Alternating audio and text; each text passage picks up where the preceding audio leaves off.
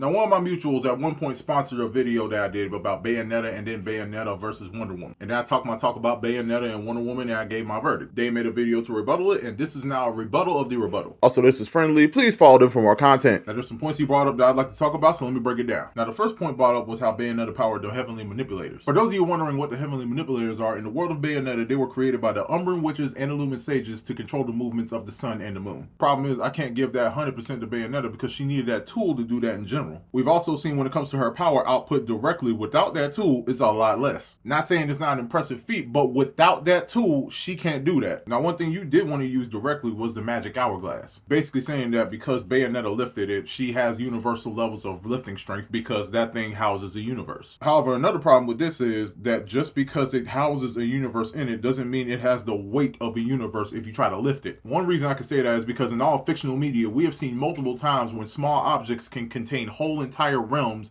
and them motherfuckers will still weigh just as much as whatever the fuck is carrying it. Hell, Futurama Professor Farnsworth literally made boxes that contained parallel universes, and they were able to lift all those boxes up like they were made of cardboard. Hell, there's even stuff like in Rick and Morty where Rick made an entire microverse into a car battery. And then inside the microverse that Rick made, Civilization made another microverse to power their own shit. Now, zooming past that, we're going to go to an argument that I had a real problem with, which was the ironic scaling. For those of you that don't know what the ironics are, they are angels in the form of cars. These motherfuckers were stated to be able to cross the realm of Paradiso in a day. Paradiso has been shown to be thousands of times larger than the realm of Chaos, which is where the regular human world and shit is. Now, the first major problem I have with that is the fact that that statement is not backed up by shit. For one, you only see them one time throughout the entire Bayonetta series, and that's chapter 8 of the first game. And in gameplay and cutscene, they show no level of that freaking speed. Hell, in the one and only cutscene it's in, all it does is flip over a semi-truck carrying cargo. Then speeds past Bayonetta, doesn't even try to hit her. And Bayonetta just dodges the flipping truck. But then when Bayonetta soups up a bike in order to go after them motherfuckers weren't even beating cars on the street. Them motherfuckers were hitting the speed of the average cars on the freeway because the other cars were actually able to go past them. And it doesn't really show off Bayonetta's or their own combat speed because all they did was shot bombs in the street and beams of light in waves that are way slower. Now, another point you made to enhance the statement was the fact that the realm of chaos is a multiverse, one that's ever expanding through infinite possibilities. But even Rodin himself has stated that the universes are stacked, they're not linear. So simply linearly crossing one means you've crossed those above and below. Now, that may just be semantics on my part, but either way, the cars were not going that fast. Now, on the subject of which time, I compared it to Clock Up from Kamen Rider because it works in a heavily similar fashion. Both speed up and enhance the user's mind and body in order to get them to insane levels of speed and even strength, to the point where everything around them slows down to a crawl, which is exactly what we see and is described when it comes to Bayonetta. Multiple times, the guides are not talking about it in lore aspect, they're talking about it in gameplay aspect, of which even the guides will tell you themselves in other cases they're speeding themselves up, not slowing everything down. Then you say game director statements confirm it, but then you got Hideki Kamiya answering a question of whether which time slows down everything around a user or just speeds the user up, and even he confirms all it does is speed the user up. He's done this more than once, by the way, this is not the only time. Then you try to use the in-game commentary to describe that Bayonetta has clairvoyance in which time because it is stated by Hideki himself she's using it to seek through her enemy's attacks. Although that can literally just mean she's so fast that everybody's so slow in comparison she can see whatever the fuck anybody's doing from a mile away. Hell, in fact, that statement actually coincides with the game's description of Witch Time, in which they describe it as being able to see everything that's going on around them in an instant. And then you said Diana had no resistance to it, in which all she has to do to resist it is be fast as shit, of which she has multiple feats showing that she can do that in spades. Now, while I agree Bayonetta most definitely takes the fight in versatility, it's still not enough to overwhelm or take Wonder Woman in a fight. In the case of Wonder Woman, all she gotta do is get enough clean, strong ass hits or just cut her ass up. Which brings me to your next point of saying that Diana's sword would effectively damn near do nothing to Bayonetta, basing that off the fact that she went up against the Iridescent who was able to warp reality at will, doing so by affecting matter on an atomic level. But the problem is it wasn't using that power on everything, because even in the clip you showed, it was doing a lot of grand shit, but then when you look at the smaller shit, it was doing nothing to. The only time smaller shit was getting affected was when the bigger shit was rolling over it or fucking it up directly. Now, this could be one of two things: either it not being precise enough to be able to affect the matters of small shit or specific people, or the fact that it's like Adam Eve and it can't affect anything that's a sentient being. I'm more likely to believe that its power was just on such a massive scale it didn't really affect smaller scale subjects because it kind of looked over them. But either way, none of that is in comparison to an actual sword that can actually cut a motherfucker up. And while I do believe her guns can block it, it doesn't change the fact that the second that shit hits her skin, she's done for. Now, there is one good point that you brought up that I was like, okay, yeah, she is not a hard counter for this shit. And that is Bayonetta's ability to enter Purgatorio, which is a realm between realms. Purgatorio is where the angels, demons, lumen sages, and umber witches go to do some shit without fucking up the natural world. Because in this world, humans can't see, hear, or feel shit you do. Same goes vice versa, except for Purgatorio, they can still see humans, they're just translucent like ghosts. However, objects are still fuck-wittable on either side. So if you blow up a car in Purgatorio, you blow up a car in regular world too. There's also the fact that you can see shit in Purgatorio through reflections. So while Bayonetta is untouchable in Purgatorio, Wonder Woman is damn near just as untouchable. With the only way she can affect her is through other objects or opening portals that allow herself to go back to the human world. It could be small, it could be big, either way it leaves her vulnerable to attack. These are things Diana would likely be able to pick up on and actually use against Bayonetta, in my opinion. Because she's also known for being highly resourceful in her fights as well. Then we also gotta take into account that multiple Bayonettas have been getting murked left and right in Bayonetta 3. Mostly by surprisingly conventional means. But that's just my thoughts on your video. You have a good day.